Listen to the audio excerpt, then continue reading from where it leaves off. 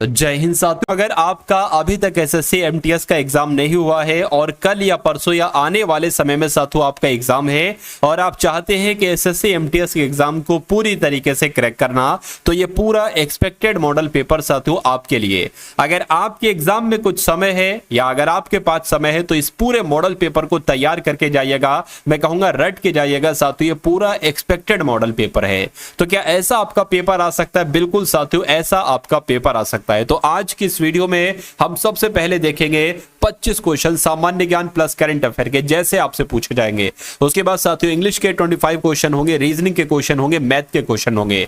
तो पूरा एक मॉडल पेपर पूरा साथियों सिलेबस को कंप्लीट करेगा। पहला सवाल आपकी स्क्रीन पर है कि स्वतंत्रता के बाद भारत की संविधान सभा के अध्यक्ष कौन थे साथियों? तो डॉक्टर राजेंद्र प्रसाद थे, जिनका भी आंसर यहां पर डी मैं कहूंगा बिल्कुल करेक्ट है। भारत के संविधान में निम्नलिखित में से किस अनुच्छेद में शिक्षा का अधिकार है? देखिए, जो शिक्षा का अधिकार का वर्णन किया गया है ये कौन से अनुच्छेद में किया गया है? अनुच्छेद 21 के ए में किया गया। क्वेश्चन बहुत इंपॉर्टेंट है, आपके एग्जाम में पूछा जाएगा। भारतीय संविधान के अनुसार भारत के उपराष्ट्रपति का जो चुनाव होता है, भारत के उपराष्ट्रपति का चुनाव भारत के राष्ट्रपति के द्वारा होता है या संसद के दोनों सदनों के द्वारा होता है, यानी कि लोकसभा के सदस्यों द्वारा और राज्यसभा के सदस्यों द्वारा? बिल्कुल साथियों, मैं कहूंगा ये वाला ऑप्शन बिल्कुल सही है। यहां पर सिर्फ राज्यसभा लिखा हुआ है, यहां पर प्रधानमंत्री लिखा हुआ है, तो जिनका आंसर यहां पर बी मैं बिल्कुल करेक्ट है। उसके बाद देखिए, भारत गणराज्य में वित्तीय आपात स्थिति घोषित की जा सकती है। तो कौन घोषित करता है साथियों वित्तीय आपातकाल की स्थिति? तो मैं कहूंगा राष्ट्रपति के द्वारा घोषित की जाती है। आंसर आपका ए के साथ जाएगा। उसके बाद देखिए, राज्य के गवर्नर की नियुक्ति कौन करता है, यानी कि जो राज्यपाल होते हैं उनकी नियुक्ति कौन करते हैं साथियों? राष्ट्रपति ही राज्यपाल की नियुक्ति करते हैं, ये आप लोग ध्यान रखेंगे। देखिए, सवाल सभी चुनिंदा क्वेश्चन है जो आपके एग्जाम में साथियों डिक्टो आपको देखने को मिलेंगे। तो सभी क्वेश्चन को एक एक करके साथियों चुन चुनकर तैयार कीजिएगा। मैं कहूंगा मैं आपको निराश होने का मौका नहीं दूंगा आपके एग्जाम में।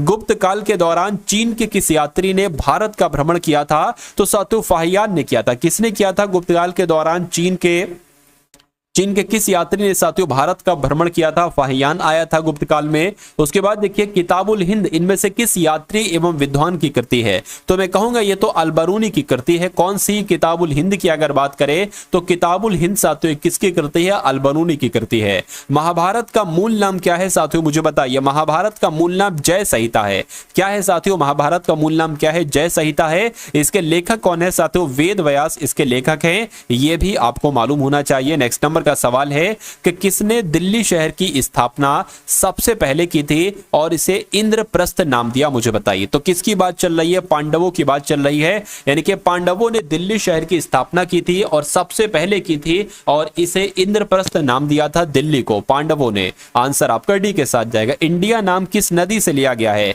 तो मैं कहूंगा साथियों इंडिया नाम सिंधु नदी से लिया गया है, ये आपका राइट आंसर हो जाएगा। उसके बाद देखिए, अगले नंबर का साथियों सवाल है आपकी स्क्रीन पर कि निम्नलिखित में से कौन सा स्मारक तमिलनाडु में स्थित नहीं है? तो हमको मालूम होना चाहिए साथियों। देखिए, अगर हम बात करें जो मीनाक्षी अम्मन मंदिर है ये तो तमिलनाडु में है। वल्लुवर कोट्टम है साथियों, ये भी तमिलनाडु में है। अगर बात करते हैं पद्मनाभपुरम पैलेस साथियों, ये कहां है? ये भी तमिलनाडु में है, ठीक है ना। लेकिन बेकल किले की बात करें ये साथियों केरल में है। ये कहां पर है? केरल में है। तो आपका और हमारा सही जवाब ऑप्शन नंबर ए हो जाता है। उसके बाद देखिए, अंग्रेजों ने कब पंजाब पर कब्जा किया था? तो अंग्रेजों ने 1849 में ही पंजाब पर कब्जा किया था। या आप सभी लोग यहां पर याद रखेंगे, आपसे एग्जाम में पूछा जाएगा। धर्म सभा के संस्थापक कौन है? मुझे बताइए। तो धर्म सभा के संस्थापक कौन है साथियों? राधा कांत देव ही धर्म सभा के संस्थापक हैं। उसके बाद देखिए, दिल्ली दरबार 1911 के दौरान दिल्ली की आधारशिला इनमें से किसने रखी थी? तो किसने रखी थी साथियों? जॉर्ज पंचम ने रखी थी, यह भी आपको मालूम होना चाहिए।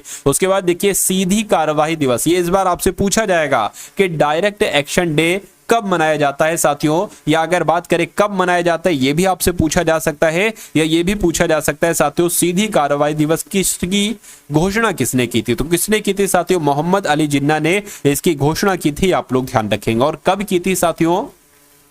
तो 16 अगस्त को की थी। कब की थी? 16 अगस्त को की थी। उसके बाद देखिए सुभाष चंद्र बोस को पहली बार किस वर्ष भारतीय राष्ट्रीय कांग्रेस का साथियों अध्यक्ष चुना गया था? देखिए 16 अगस्त 1946 को की थी, ये भी आप लोग ध्यान रखेंगे। उसके बाद देखिए सुभाष चंद्र बोस को पहली बार किस वर्ष भारतीय राष्ट्रीय कांग्रेस का अध्यक्ष चुना गया? तो मैं कहूंगा 1948 में सुभाष चंद्र बोस को पहली बार भारतीय राष्ट्रीय कांग्रेस का अध्यक्ष चुना गया था। उसके बाद देखिए बांग्लादेश को स्वतंत्र देश का दर्जा कब प्राप्त हुआ साथियों? तो 1971 में ही बांग्लादेश को एक स्वतंत्र देश का दर्जा प्राप्त हुआ। यह आपसे एग्जाम में पूछा जाएगा। उसके बाद देखिए हिंद महासागर का सबसे गहरा गर्त कौन सा है? तो हिंद महासागर का सबसे गहरा गर्त कौन सा है साथियों? जावा गर्त जो है ना, यह हिंद महासागर का सबसे गहरा गर्त है। उसके बाद देखिए सबसे छोटा महाद्वीप कौन सा है इसमें से बताइए? तो मैं कहूंगा ऑस्ट्रेलिया महाद्वीप सबसे छोटा महाद्वीप है। यह आप सभी लोग यहां पर याद रखेंगे। उसके बाद देखिए भारत की सबसे बड़ी तटीय खारे पानी की झील इनमें से किस राज्य में है साथियों? बताइए। देखिए भारत की सबसे बड़ी तटीय खारे पानी की झील जो है ना, वो कौन सी झील है? वो चिल्का झील है। वो कौन सी झील है साथियों? वो चिल्का झील है। ये आप लोग ध्यान रखेंगे। और चिल्का झील कहां पर है साथियों? तो चिल्का झील ओडिशा में है। ये भी आप सभी लोगों को मालूम होना चाहिए। उसके बाद देखिए हीराकुंड बांध कह लो, हीराकुंड डैम कह लो, ये किस नदी पर है मुझे बताइए। तो हीराकुंड की अगर बात करें साथियों, बांध कहां पर है? ये ओडिशा में है। कहां पर है? ओडिशा में है। और अगर बात करते कौन सी नदी पर स्थित है, यह भी आप लोगों को मालूम होना चाहिए। महानदी पर स्थित, यानी कि हीराकुंड बांध महानदी पर स्थित है, जो कि ओडिशा में है। उसके बाद देखिए आर श्रीधर किस देश की टीम के सहायक कोच नियुक्त हुए हैं? तो आपको यह मालूम होना चाहिए कि अफगानिस्तान देश की टीम के सहायक कोच किसको नियुक्त किया गया है? तो आर श्रीधर को नियुक्त किया गया है। उसके बाद देखिए भारत में सर्वाधिक ईवी चार्जिंग स्टेशन के साथ कौन सा राज्य शीर्ष पर रहा है? तो मैं कहूंगा कर्नाटक शीर्ष पर रहा है। इसलिए सही जवाब आपका जो जाएगा वो ऑप्शन नंबर सी के साथ जाएगा। उसके बाद देखिए पूर्व थल सेना अध्यक्ष का निधन हुआ है अभी हाल फिलहाल में, तो इनका नाम क्या था? तो इनका नाम तो ऐसे पद्मनाभन था और ये पूर्व थल सेना अध्यक्ष थे। इनका निधन हुआ है, इसलिए सवाल आपके लिए इंपॉर्टेंट है। उसके बाद देखिए मान्याचीवाड़ी गांव ये किस राज्य का पहला सौर गांव बन गया है? तो ये साथियों महाराष्ट्र का पहला सौर गांव बन गया है। ये भी आप लोगों को साथियों मालूम होना चाहिए। भाई बहुत बढ़िया, वेरी गुड क्लास। उसके बाद देखिए साथियों अब आपके सामने यहाँ पर कौन से क्वेश्चन शुरू हो चुके हैं साथियों? पूरे इंग्लिश के हम लोग क्वेश्चन देखें, क्योंकि इस बार आपकी जो इंग्लिश है ना वो आपके लिए बहुत इंपॉर्टेंट है। तो इन सभी इंग्लिश के 25 क्वेश्चंस को आप लोग देखिएगा। यहाँ से कई सारे क्वेश्चन आपको आपके रियल एग्जाम में देखने को मिलेंगे। तो यहाँ पर अगर बात करें इनकरेक्टली स्पेल्ड वर्ड, आपको ये बताना है कि आखिर यहाँ पर गलत वर्ड कौन सा है, मुझे बताइए। देखिए सबसे पहले वाले ऑप्शन में यहाँ पर क्या लिखा हुआ है साथियों? कैप्चर लिखा हुआ है। क्या लिखा हुआ है? कैप्चर लिखा हुआ है। कैप्चर का मतलब साथियों क्या होता है? पकड़ना हम लोग कह सकते हैं, पकड़ना कह सकते हैं। तो ये वर्ड तो बिल्कुल सही लिखा हुआ है। नर्चर लिखा हुआ है। नर्चर साथियों नहीं होता है, क्या होना चाहिए साथियों? नर्चर होना चाहिए, यानी कि NURTURE होना चाहिए, ठीक है ना। और इसका मतलब क्या होता है साथियों? इसका मतलब होता है पालन पोषण करना। क्या इसका मतलब होता है साथियों? पालन पोषण करना। स्ट्रक्चर की अगर बात करते हैं, भाई कह नहीं सकते कि कैसी संरचना है, कैसी एक तरीके से आकृति है, तो कैसी संरचना है, तो इसकी भी स्पेलिंग सही है। लेक्चर की अगर बात करें साथियों, लेक्चर जिसके लेक्चर क्लास में होता है, लेक्चर दिया जा रहा है, तो मैं कहूंगा साथियों इस वर्ड की स्पेलिंग गलत थी। इसकी सही स्पेलिंग क्या थी मैंने ये भी आपको बताया। इसका मतलब क्या होता है ये मैंने आपको बताया। उसके बाद देखिए अगला सवाल है, अब आपको यहां पर सिनोनिम बताना है। अम्यूजिंग वर्ड का आपको सिनोनिम बताना है। बताइए। देखिए अम्यूजिंग वर्ड का मतलब क्या होता है साथियों? अम्यूजिंग वर्ड का मतलब होता है मनोरंजक। जैसे कि मान लीजिए कुछ देखने में आपको अच्छा लग रहा हो तो वो मनोरंजक ही तो हो जाएगा एक तरीके से।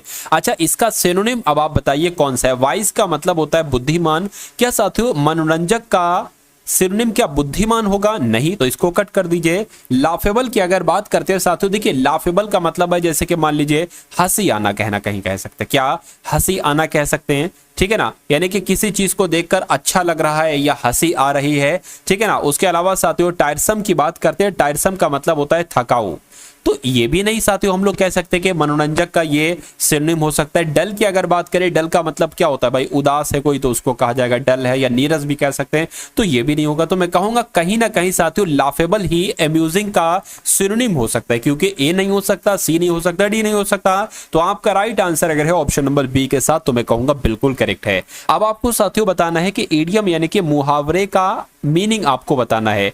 तो toy the line, toy the line का मतलब क्या होता है ये आपको मालूम होना चाहिए साथियों। किसका मतलब आपसे पूछा जा रहा है? टॉय द लाइन का मतलब होता है नियम का पालन करना। इसका मतलब क्या होता है साथियों? इसका मतलब होता है नियम का पालन करना। क्या साथियों?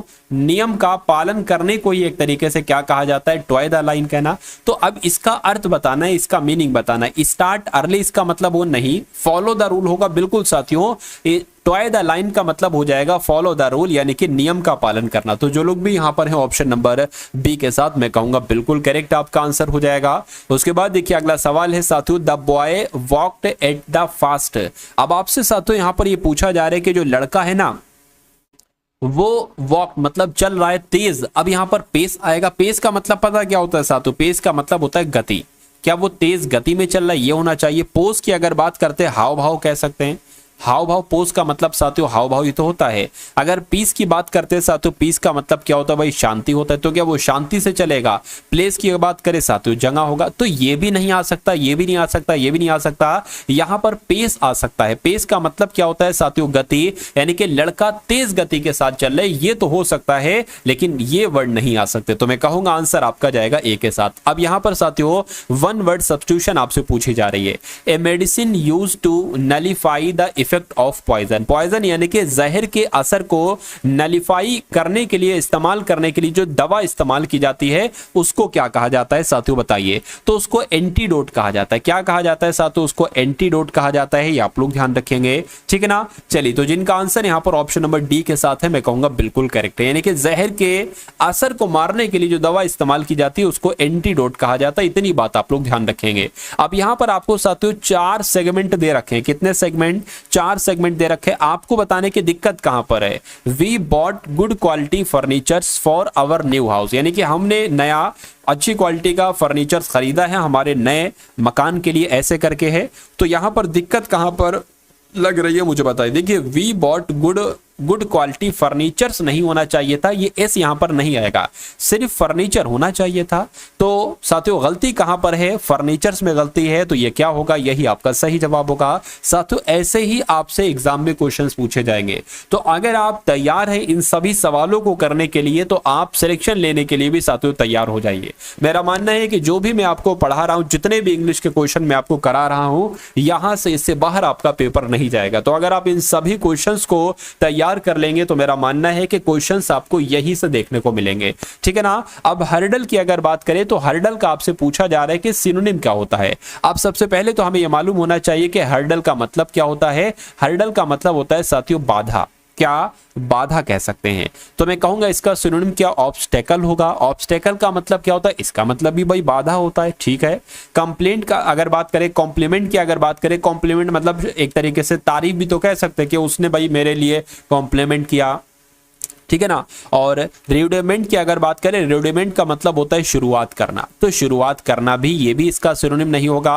असिस्टेंस की अगर बात करते हैं साथियों, जैसे मान लीजिए सहायता कोई कर रहा है, ठीक है, तो ये भी नहीं होगा, ये भी नहीं होगा। मैं कहूंगा ऑब्स्टेकल का मतलब भी बाधा होता है और हर्डल का मतलब भी बाधा होता है। तो आपके इस क्वेश्चन का right answer option number A हो जाता है। उसके बाद देखिए एंटोनिम आपको बताना है साथियों, डाइवर्ज का आपको एंटोनिम बताना है। डाइवर्ज की अगर बात करते हैं साथियों, डाइवर्ज का मतलब होता है फैलना। डाइवर्ज का मतलब क्या होता है? फैलना होता है। तो इसका एंटोनिम की अगर बात करते हैं साथियों, क्या? सबमर्ज होगा। सबमर्ज का मतलब होता है साथियों डूबना। सबमर्ज का मतलब क्या होता है? डूबना। तो ये तो इसका सिनोनिम हो नहीं सकता। कॉन्ट्रास्ट की अगर बात करते हैं साथियों, इसका मतलब कहीं ना कहीं होता है विरोध करना। तो ये भी इसका सिनोनिम नहीं हो सकता। डिपार्ट की अगर बात करते हैं, डिपार्ट का मतलब जिसके कहते हैं डिपार्चर, तो रवाना करना इसका मतलब होता है साथियों निकलना, रवाना करना। लेकिन कन्वर्ज की अगर बात करते हैं, कन्वर्ज का होता है साथियों मिलना। क्या इसका मतलब होता है? कन्वर्ज का मतलब होता है मिलना। यानी कि मैं कह सकता हूं कि डाइवर्ज का मतलब जब फैलना होता है तो कन्वर्ज का मतलब मिलना होता है। फैलना और मिलना एक दूसरे के एंटोनिम है। तो मैं कहूंगा कि इस क्वेश्चन का राइट आंसर आपका ऑप्शन नंबर डी हो जाए, क्योंकि डाइवर्ज का एंटोनिम कन्वर्ज ही होता है। उसके बाद देखिए साथियों, अब आपसे यहां पर एंटोनिम पूछा जा रहा है साथियों कास्ट का, बताइए। चलिए चास्ट की अगर बात करें इसका मतलब साथियों शुद्ध होता है, इसका मतलब साथियों पवित्र होता है। तो इसका एंटोनिम पूछा जा रहा है भाई, इसको क्या कह सकते हैं, एक तरीके से अपवित्र कह सकते हैं। तो किसका मतलब अपवित्र हो जाएगा, इसका नहीं, इसका नहीं, इसका नहीं, करप्ट को कहीं ना कहीं कह सकते हैं अपवित्र। तो कुल मिला के साथियों आपका राइट आंसर जो यहां पर होगा वो ऑप्शन नंबर डी के साथ होगा, ठीक है ना। चास्ट का एंटोनिम क्या हो जाएगा, करप्ट हो जाएगा। उसके बाद देखिए select the correctly spelling word, यानी कि जिस वर्ड की स्पेलिंग आपको बिल्कुल सही लग रही है वो आपको साथियों बताना है, बताइए।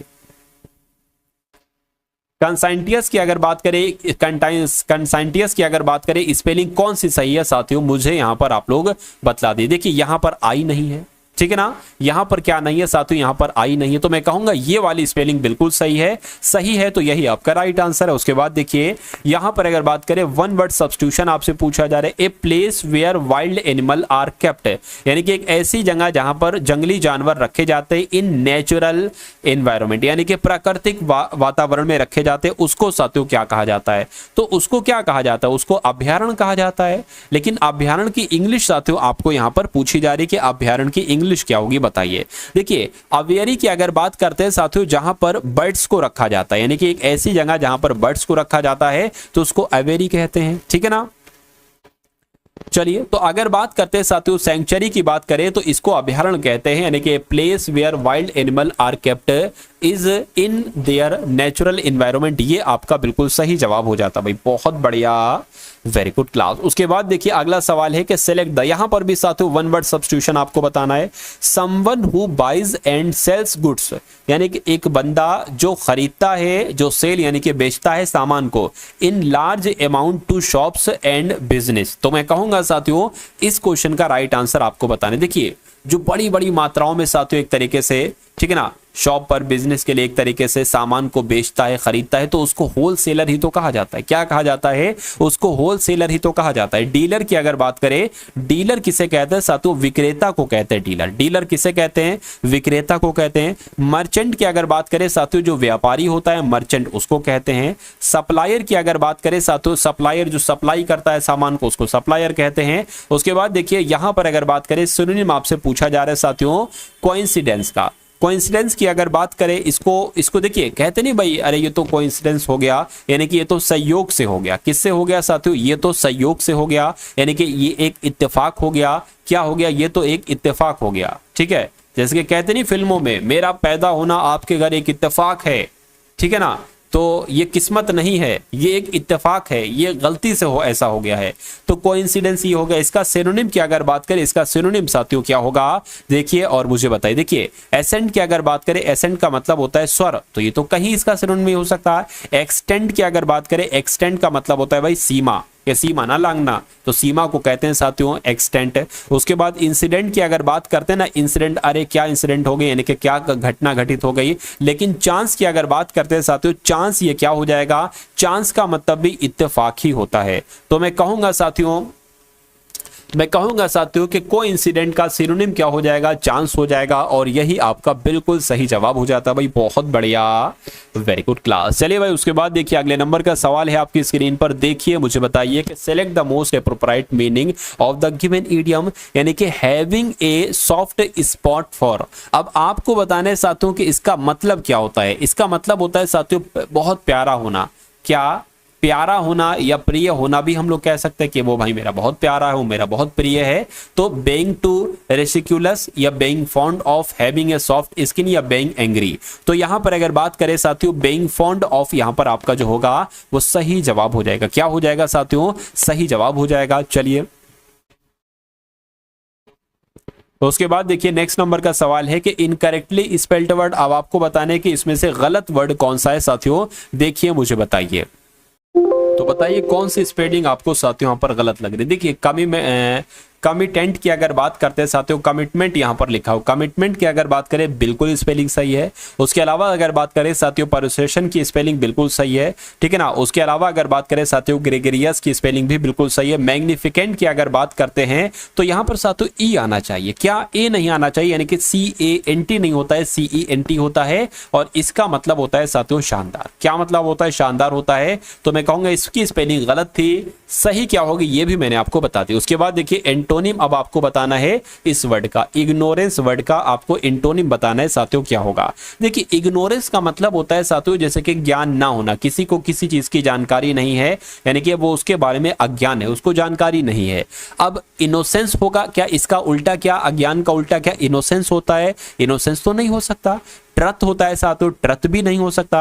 अगर बात करें साथियों विर्च्यू, विर्च्यू का मतलब होता है गुण, ये भी नहीं हो सकता। नॉलेज का मतलब होता है साथियों क्या, एक तरीके से जानकार, जानकारी भी हम लोग कह सकते हैं। तो कहीं ना कहीं अज्ञान का एंटोनिम ये होगा, यानी कि इग्नोरेंस का एंटोनिम नॉलेज होगा। Knowledge select the most appropriate synonym of the given word, यानी कि आपको यहां पर बताना है मृत का साथियों सिनोनिम क्या होता है। उससे पहले हमें मालूम होना चाहिए मृत का मतलब क्या होता है। तो मृत का मतलब होता है साथियों खुशी। अब इसका सिनोनिम साथियों बता दीजिए। इसका सिनोनिम की अगर बात करें सीन यानी कि दृश्य होगा नहीं। जॉइंट का मतलब होता है साथियों एक तरीके से मिलना, ये भी नहीं होगा। डिलाइट की अगर बात करें, डिलाइट का मतलब क्या होता है, डिलाइट का मतलब भी साथियों खुशी ही होता है, या हम कह सकते हैं आनंद भी होता है, ठीक है ना। तो मैं कहूंगा कि इस क्वेश्चन का आपका राइट आंसर जो जाएगा वो ऑप्शन नंबर सी के साथ जाएगा। उसके बाद देखिए अगला सवाल है आपकी स्क्रीन पर, देखिए और बताइए सही जवाब क्या हो सकता है। क्वेश्चन आपको देखना है साथियों, वन वर्ड सब्स्टिट्यूशन ये है क्वेश्चन आपका, यहां से शुरू हुआ है।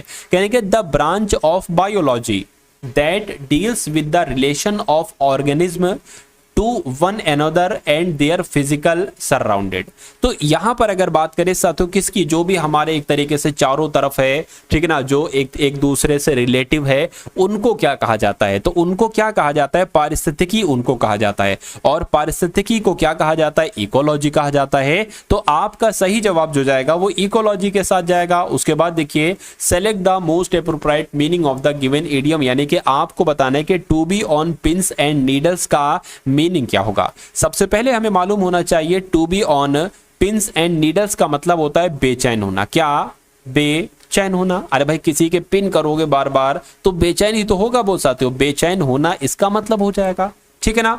अब अगर यहां पर बात करते साथियों कि इसका मतलब क्या हो जाएगा, ये आप लोग देखिए to avoid making a decision नहीं, to be attacked from both sides नहीं, to be an agitated state of suspense या to sit on a box of pin. तो मैं कहूंगा साथियों कि यहां पर आपका राइट आंसर जो जाएगा वो ऑप्शन नंबर सी के साथ जाएगा। उसके बाद देखिए यहां पर आपको बताना है खाली जगह में कौन सा वर्ड आ सकता है कि an important image character of education is develop.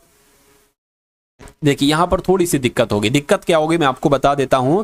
दिक्कत आपकी साथियों ये हो गई है कि यहां पर अगर बात करें साथियों क्या आना चाहिए, एन इंपॉर्टेंट ऑफ एजुकेशन, ये कुछ नहीं है, ये कुछ नहीं है साथियों।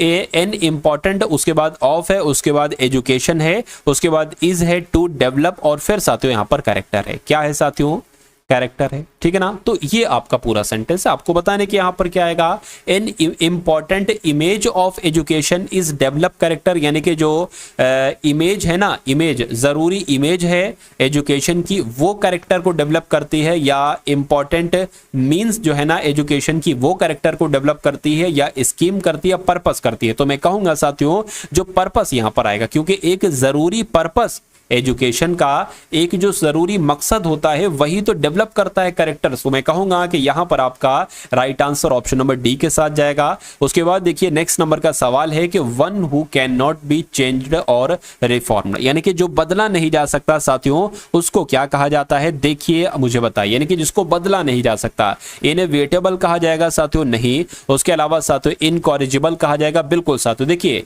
एक होता है साथियों संशोधन, यानी कि जिसमें संशोधन हो जाए वो संशोधनीय कहलाएगा, लेकिन जिसमें असंशोधन हो जाए, यानी कि जिसमें असंशोधन हो, यानी कि उसमें संशोधन नहीं हो सकता, उसमें बदलाव नहीं हो सकता, उसको साथियों इनकॉरिजिबल कहा जाता है। इसलिए यही आपका बिल्कुल करेक्ट आंसर हो जाएगा। उसके बाद देखिए इनकरेक्टली स्पेल्ड वर्ड, यानी कि गलत वर्ड आपको बताने के इसमें से आपको कौन सा लग रहा है बताइए। चलिए देखिए अनफ्लैपेबल की अगर बात करें इसका मतलब होता है स्थिर, इसकी स्पेलिंग यहां पर बिल्कुल सही लिखी हुई है। उसके अलावा साथियों अनएज्यूमिंग का मतलब क्या होता है साथियों, विनयशील। कहते नहीं भाई ये तो बड़ा विनयशील है, ठीक है, तो इसका मतलब हो जाएगा विनयशील। उसके बाद अनरफल्ड की अगर बात करते हैं इसका मतलब होता है भाई शांत, इसका मतलब क्या होता है शांत हो जाएगा। उसके अलावा यहां पर अगर बात करते हैं साथियों जो ऑप्शन नंबर डी वाला लिखा हुआ है ठीक है ना। अनोनिमस लिखा हुआ है। अनोनिमस की अगर बात करें साथियों, इसका मतलब होता है एक मत। इसका मतलब क्या होता है? एक मत होता है। लेकिन मुझे यहाँ पर इसकी स्पेलिंग सही नहीं लग रही। इसकी स्पेलिंग होना चाहिए साथियों UNANI, डबल एन है यहाँ पर, सिंगल एन होना चाहिए। तो मैं कहूंगा कि किस वर्ड की स्पेलिंग गलत है? ऑप्शन नंबर डी वाले की गलत है। गलत है तो यही आपका बिल्कुल करेक्ट आंसर है। उसके बाद देखिए साथियों, अब आपको बताने के डैमेज का एंटोनिम क्या हो सकता है। तो डैमेज का एंटोनिम क्या हर्ट होगा? हर्ट का मतलब तो साथियों चोट होता है। अगर रोइन की बात करें, रोइन का मतलब साथियों नष्ट करना, बर्बाद करना होता है, तो ये भी इसका नहीं हो सकता। मेंड की अगर बात करते हैं साथियों, मेंड का मतलब क्या होता है? मेंड का मतलब होता है साथियों सुधार। मेंड का मतलब होता है सुधार। और हार्म की अगर बात करें साथियों, हानि होता है, नुकसान होता है। तो डैमेज का मतलब होता है साथियों एक तरीके से नष्ट करना। तो सुधार ही करना ही तो साथियों इसका कहीं ना कहीं एंटोनिम होगा। तो मैं कहूंगा डैमेज का एंटोनिम क्या हो जाएगा? मेंड हो जाएगा। और यही आपका बिल्कुल करेक्ट आंसर हो जाता है भाई। बहुत बढ़िया, वेरी गुड क्लास। साथियों अब आपके सामने रीजनिंग के क्वेश्चन शुरू हो चुके हैं। पूरे रीजनिंग के हम लोग यहाँ पर 20 क्वेश्चंस देखेंगे और उसके बाद साथियों मैथ के क्वेश्चंस यहाँ पर हम लोग देखेंगे। तो पहला क्वेश्चन है रीजनिंग का कि निम्नलिखित देखिए 4 संख्याओं में से 3 एक निश्चित तरीके से समान है और एक इसमें से साथियों अलग है। वही अलग वाले को आपको पहचानना है। देखिए यहाँ पर अगर बात करें, यहाँ पर साथियों लॉजिक क्या लग रहा है आप लोग पहचानने की कोशिश कीजिए। ये 4 है, ये 67 है, ये 30 है, ये 127 है। इसमें से सबसे अलग कौन सा है ये आपको साथियों यहाँ पर बतलाना है। क्या होगा आपका बिल्कुल सही जवाब बताइए। देखिए ये साथियों 67 है ना, तो ये 4 के क्यूब के आसपास आ रहा है। यानी कि अगर 4 का क्यूब करें तो 64 हो जाएगा और उसमें 3 प्लस कर दें तो कितना आ जाएगा साथियों? 67 आ जाएगा। ठीक है, अगर हम यहां पर साथियों 3 का क्यूब करते हैं, क्या 3 का क्यूब करते हैं और उसमें 3 जोड़ देते हैं तो कितना आ जाएगा साथियों? 30 आ जाएगा। 3 का क्यूब 27 और 3 कितना हो जाएगा? 30 हो जाएगा। उसी प्रकार साथियों अगर हम यहां पर क्या करें, यहां पर हम 1 का क्यूब कर दें, क्या कर दें साथियों? ये मार्कर नहीं चल रहा, 1 सेकंड रुकिए।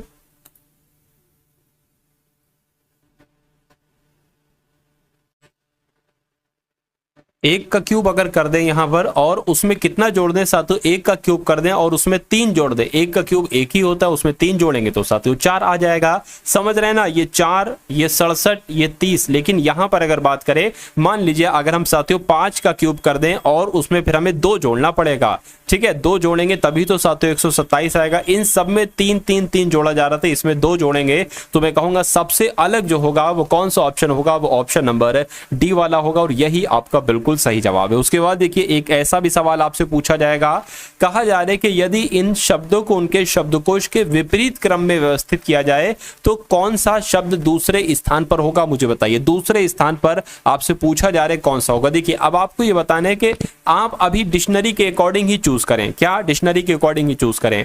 देखिए एएस यहां पर भी, ASS यहां पर भी, यहां पर भी, यहां पर भी, यहां पर आई है, यहां पर OO। तो मैं कहूंगा सबसे पहले क्या आएगा? 4 वाला आएगा, लेकिन इसको सबसे अंत में रखें क्योंकि कहा गया ना शब्दकोश के विपरीत क्रम में बताना। ये हो गया।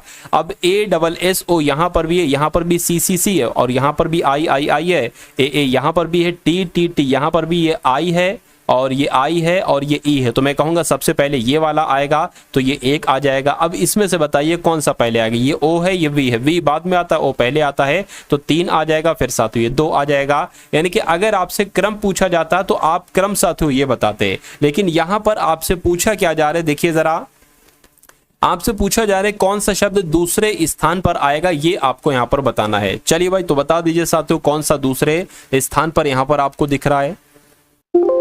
अब देखिए पहला वाला अगर पूछा जाता तो ये वाला चूज करते, दूसरा वाला पूछा गया कौन सा शब्द दूसरे स्थान पर आएगा तो ये वाला दूसरे स्थान पर आएगा, यानी कि तीसरा वाला। और तीसरा वाला साथियों कौन सा है? यहाँ पर क्या लिखे? एसोसिएशनल लिखा हुआ है। तो मैं कहूंगा एसोसिएशनल कहां पर लिखा हुआ है? ऑप्शन नंबर डी में लिखा हुआ है। तो ये आपका बिल्कुल करेक्ट आंसर हो जाएगा। उसके बाद देखिए अगले नंबर का साथियों सवाल है आपकी स्क्रीन पर, देखिए और मुझे बताइए सही जवाब क्या होगा। कहने के 8 मित्र हैं ABCDEFGH, इनमें से प्रत्येक की ऊंचाई अलग अलग है। कहने के A F से ऊंचा है लेकिन D से छोटा है। तो यहां पर साथियों हम लोग बना लेते हैं। क्या लिखा हुआ है? कहने के A जो है ना ये F से ऊंचा है। देखिए A जो है ना ये F से ऊंचा है तो F की तरफ हम 2 मुंह कर देते हैं। इसका मतलब समझ गए ना? जैसे कि मान लीजिए ये होता है, जिसके जो छोटा होता है उसकी तरफ नोक होती है, जो बड़ा होता है उसकी तरफ 2 मुंह होते हैं। तो कह रहे हैं कि A एफ से ऊंचा है, ए एफ से ऊंचा है तो बड़ा है इसका मतलब कह सकते, लेकिन ए एफ से ऊंचा तो है लेकिन डी से छोटा है, तो डी साथियों कहां पर आ जाएगा, डी आपका यहां पर आ जाएगा। इतनी बात आप लोग समझ गए। उसके बाद कहा गया है कि बी से छोटा जी है, बी से छोटा जी है, थोड़ा सा साइड में साथियों इसको हम लोग बना लेते हैं, कह रहे हैं कि बी से छोटा जी है, ठीक है ना, लेकिन एच से ऊंचा है, ठीक है, लेकिन एच से ऊंचा है जी, लेकिन एच से ऊंचा है। क्या कह रहे हैं, कह रहे हैं कि जी जो है ना ये बी से तो छोटा है लेकिन एच से ऊंचा है। चलिए कोई दिक्कत नहीं। अब देखिए इसमें कोई रिलेशन आ रहा है, अभी तक तो नहीं है, बी जी एच अलग है, डी ए एफ अलग है। उसके बाद देखिए अगला, देखिए क्या लिखा हुआ है, कह रहे हैं कि बी से छोटा, ये तो हो चुका है, बी से ऊंचा ई है, बी से ऊंचा ई है। अब यहां पर साथियों ई आ जाएगा, जाहिर सी बात है ई यहां पर आ गया, बी से ऊंचा ई है, कह रहे कि एफ से छोटा सी है, एफ से छोटा, एफ किधर गया, एफ से छोटा सी है, एफ से छोटा सी है लेकिन ई से ऊंचा है, ठीक है ना, ठीक है, यानी कि ई से छोटा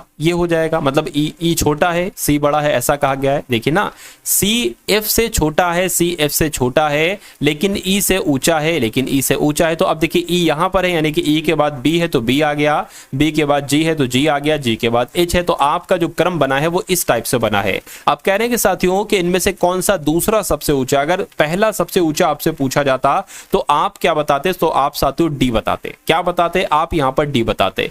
लेकिन आपसे पूछा गया है कि दूसरा सबसे ऊंचा कौन है, दूसरा सबसे ऊंचा ए है, और ए कौन सा ऑप्शन में, ऑप्शन नंबर ए वाले में, तो यही आपका क्या होगा, बिल्कुल करेक्ट आंसर हो जाता है भाई। बहुत बढ़िया, वेरी गुड क्लास। उसके बाद देखिए अगला सवाल है साथियों, अगर आपकी अभी तक शिफ्ट नहीं हुई है तो मैं कहूंगा अपनी शिफ्ट को क्रैक करने के लिए, अपने एग्जाम को साथियों नेस्त नाबूद करने के लिए जितने क्वेश्चन मैं आपको करवा रहा हूं रीजनिंग में, उन सभी क्वेश्चंस को देखकर जाइएगा। और जितने क्वेश्चंस आपको करवाऊंगा मैथ के, ये वो कॉन्सेप्ट हैं जो बार बार साथियों आपसे रिपीट होते हैं और आपके एग्जाम में इस बार आएंगे ही आएंगे, ठीक है ना। क्योंकि साथियों देखिए, मान लीजिए आपके रीजनिंग के 20 सवाल आएंगे, तो आप पकड़ जो बनाओ ना साथियों वो 18 पर बनाओ कि 18 सवाल तो मुझे करना ही करना है, क्योंकि टफ आपके जो आएंगे वो 2 से 3 सवाल टफ आएंगे। और पहली बात तो रीजनिंग मैथ तो ये क्वालिफाइड है, मेन चीज तो जीएस है और साथियों इंग्लिश है। लेकिन ऐसा थोड़ी ना, रीजनिंग में अगर आप बिल्कुल नहीं सीखोगे तो रीजनिंग में पिछड़ जाओगे, पेपर ही नहीं पास कर पाओगे, क्वालिफाई ही नहीं कर पाओगे।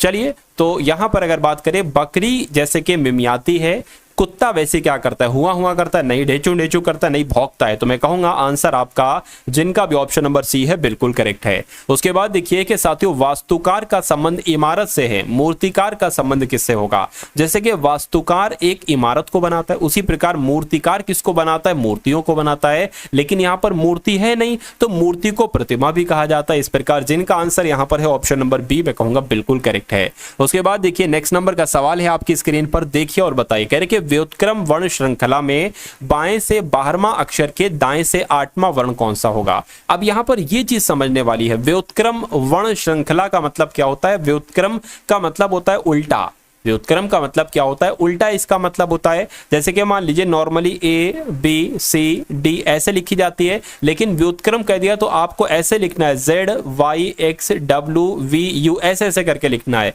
तो इसको साथियों हम कैसे आसानी से लिख सकते हैं ये भी मैं आपको बता देता हूं। व्युत्क्रम क्रम अगर कहना तो आप ऐसे बनाओ साथियों, इधर से लिखना शुरू करो, A B C D E F G H I J K L M N O P Q R S T U V W X Y और जेड। अब कह रहे हैं कि साथियों बाएं से, यानी कि इधर से बाएं से 12वां अक्षर ढूंढो पहले। तो 1 2 3 4 5 6 7 8 9 10 11 12, 12वां ये हो गया। एक बार फिर से हम लोग देख लेते हैं साथियों, यही 12वां है, ठीक है ना। 1 2 3 4 5 6 7 8 9 10 11 12, बिल्कुल कह रहे कि 12वें अक्षर के दाएं से 8वां कौन सा, यानी कि अब इधर को आप साथियों आपको क्या लाना है, 8वां लाना है। चलिए 8वां देख लेते हैं हम लोग। यहाँ पर नहीं क्या कहा गया है, दाएं से। अच्छा मतलब यहाँ पर तो पहुंच गए, आपका दाएं इधर ही तो होगा, तो इधर की तरफ आपको बताना है कि 8वां कौन सा है। 1 2 3 4 5 6 7 8, 8वां कौन सा हो जाएगा, जी हो जाएगा। तो मैं कहूंगा कि आपका सही जवाब जो जाएगा वो ऑप्शन नंबर डी के साथ जाएगा। और जी यही आपका बिल्कुल सही जवाब हो जाएगा। उसके बाद देखिए साथियों नेक्स्ट नंबर का सवाल है आपकी स्क्रीन पर कि अब आपको बताने के बेजोड़ शब्द युग्म कौन सा, यानी कि जिसमें सबसे अलग है, जो सबसे अलग एक तरीके से साथियों यहाँ पर लॉजिक है, मुझे बताइए। देखिए बल का मात्रक क्या न्यूटन होता है? बिल्कुल। दाब का मात्रक ओम नहीं होता है, दाब का मात्रक होता है साथियों पास्कल। क्या पास्कल होता है? विद्युत का मात्रक वोल्ट और ऊर्जा का मात्रक जूल। तो मैं कहूंगा इसमें सबसे अलग जो ऑप्शन है वो ऑप्शन नंबर बी वाला है। उसके बाद देखिए जैसे 14 का संबंध 238 से है, वैसे ही साथियों 22 का संबंध किससे हो जाएगा? बस इतनी सी बात आपको बताना है। बताइए देखिए 14 को यहां पर कैसे क्या लिखा गया है? 238 लिखा गया है, ठीक है ना। तो 22 को साथियों यहां पर क्या लिखा जाएगा? इतनी सी बात आपको क्या करना है बताने। देखिए अगर हम साथियों अगर हम इसकी गुणा किससे करें कि 238 आ जाए, तो 14 से करेंगे तो साथियों 196 आ जाएगा। 14 की गुणा 14 से करेंगे। अगर हम साथियों 15 से करें 15 से करें तब भी नहीं आएगा। 16 17 से एक बार करके देखते हैं। तो अगर 14 की गुणा 17 से हम कर दें तो कितना आ जाएगा साथियों? 7 चौक आपका 28, 7 एकम 7 और 9 आ गया, यहाँ पर 14 आ गया, ये आप 8 हो गया, ये 3 हो गया, ये 2 हो गया। यानी कि बिल्कुल साथियों अगर 14 की गुणा 17 से कर देते हैं तो ये नंबर हमें मिल जाएगा। तो क्या इसकी भी गुणा साथियों 17 से करेंगे? 22 की गुणा क्या हम 17 से करेंगे? देखिए 22 की गुणा अगर 17 से करेंगे तो देखिए अगर हमने इसमें 3 प्लस किया है तो ये आया है। अगर हम इसमें 3 प्लस करें तो 25 हो जाएगा। तो अब 22 की गुणा जरा 25 से करके देखिए कितना आ जाएगा। 5 दूना 10, 5 दूना 10, 11, 4 और 4, यहाँ पर 0 5 6 आ गया। क्या आ गया साथियों? 0 5 6 आ गया। तो मैं यहाँ पर अगर बात, एक सेकंड, 0 हो गया, 5 हो गया, ये 5 आएगा यहाँ पर। तो 550 आ रहा है। क्या 550 साथियों ऑप्शन में है? मैं कहूंगा बिल्कुल ऑप्शन में है, ऑप्शन नंबर ए वाले में, और यही आपका बिल्कुल सही जवाब है। यानी कि इस नंबर में 3 नंबर बढ़ा के आपको गुणा करना है। इस नंबर में 3 नंबर बढ़ा के आपको गुणा करना है, आपको आंसर मिल जाएगा। उसके बाद देखिए अगले नंबर का सवाल है आपके स्क्रीन पर कि निम्नलिखित 4 संख्याओं में से 3 एक निश्चित तरीके से समान है और एक अलग है, उस संख्या का चयन कीजिए जो शेष से अलग है।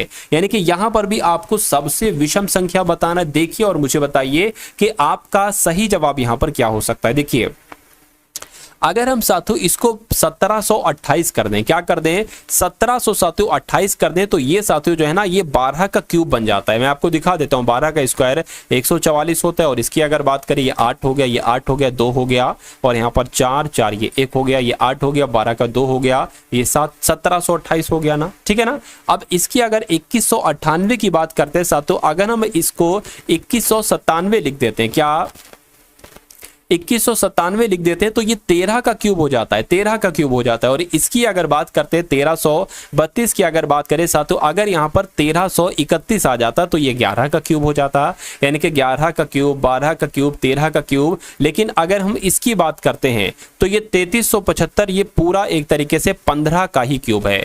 15 का स्क्वायर होता है 225 और एक बार अगर 15 से गुणा करेंगे 5 पंजे 25, 5 दूना 10 और 5 दूना 10 और साथियों ये 12 हो गया, 5 दूना 10 और आपका 11 हो गया, 5 2 2 आ गया, 5 7 3 3। देखिए ये साथियों पूरा यहां पर हमें क्या करना पड़ा, ये सब में से एक बढ़ती एक बढ़ती एक बढ़ती, लेकिन यहां पर तो वही चीज आ गई। 15 का क्यूब 1300 3375 होता है। तो मैं कहूंगा सबसे अलग सबसे विषम जो है वो ऑप्शन नंबर डी वाला है और यही आपका क्या होगा, यही आपका बिल्कुल सही जवाब हो जाएगा। उसके बाद देखिए अगले नंबर का साथियों सवाल है आपकी स्क्रीन पर। देखिए मुझे बताइए, आपको बताना है साथियों सूर्य से, क्या सूर्य से एक तरीके से सबसे नजदीक कौन है, फिर उसके बाद कौन सा है, उसके बाद फिर कौन सा है, ये आपको साथियों यहां पर बताना है। चलिए देखिए आपको ये तो पता होगा कि सूर्य के सबसे नजदीक कौन सा ग्रह है, बुध ग्रह है।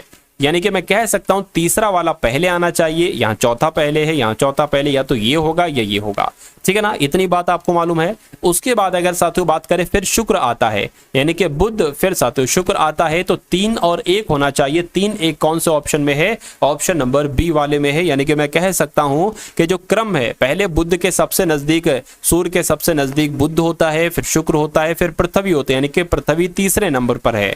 उसके बाद साथियों मंगल और फिर आपका क्या आ जाएगा, बृहस्पति आ जाएगा। खैर अगले नंबर का सवाल देखिए कि यदि आज शनिवार है तो 43 दिनों के बाद कौन सा दिन होगा, ऐसा भी सवाल आपसे पूछा जाएगा।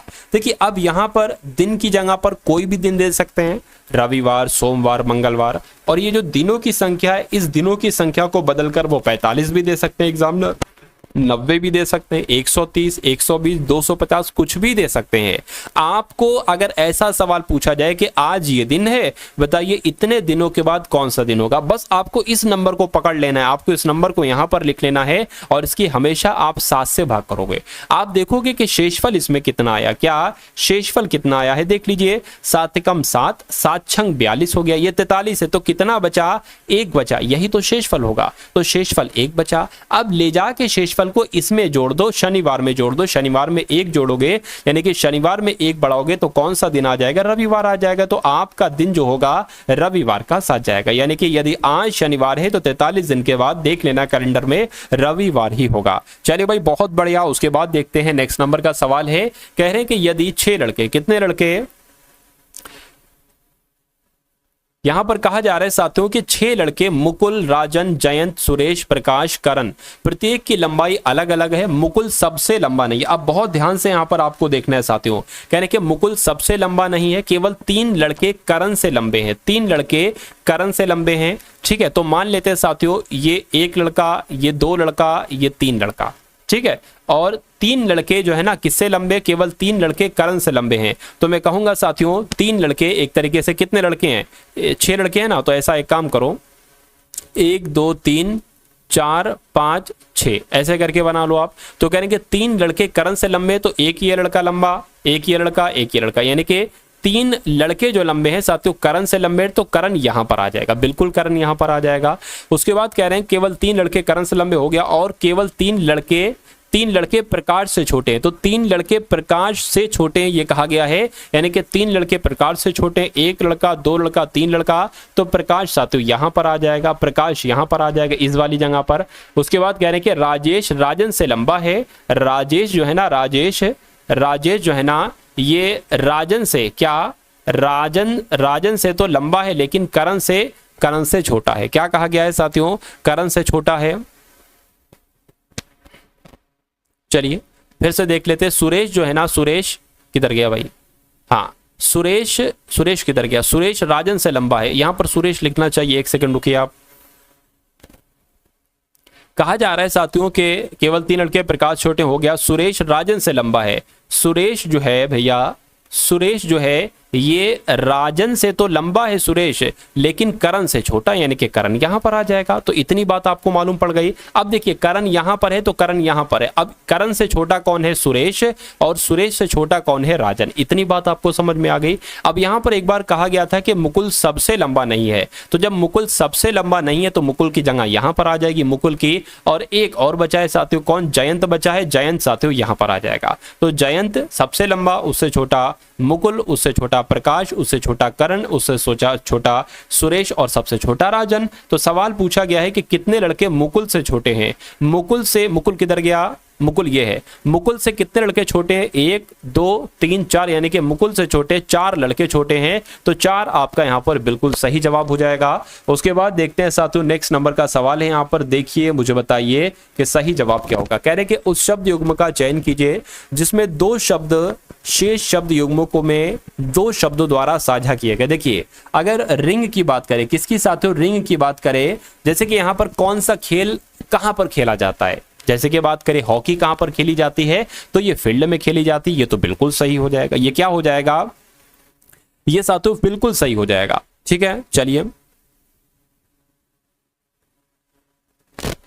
अगर बात करते हैं बेसबॉल कहां खेला जाता है, मतलब जो जहां पर बेसबॉल खेला जाता है ना उसको डायमंड कहते हैं। गोल्फ कहां पर खेला जाता है, कोर्स में, ये भी सही है। लेकिन स्केटिंग की बात करते हैं साथियों, ये रिंग में नहीं खेली जाती है। क्या ये रिंग में साथियों नहीं खेली जाती है, रिंक में खेली जाती है। रिंग नहीं होना चाहिए था, रिंक होना चाहिए था। तो गलत कौन सा हो जाएगा, ऑप्शन नंबर ए वाला हो जाएगा, और यही आपका सही जवाब हो जाएगा। उसके बाद देखिए नेक्स्ट नंबर का सवाल है आपकी स्क्रीन पर, देखिए मुझे बताइए। कहने के एक निश्चित कोट भाषा में पलंग को स्टूल कहा जाता है, स्टूल को मोर कहा जाता है, मोर को सैंडविच कहा जाता है, सैंडविच को चम्मच कहा जाता है, चम्मच को रस्सी कहा जाता है। इस भाषा में निम्नलिखित में से कौन सा एक पक्षी है।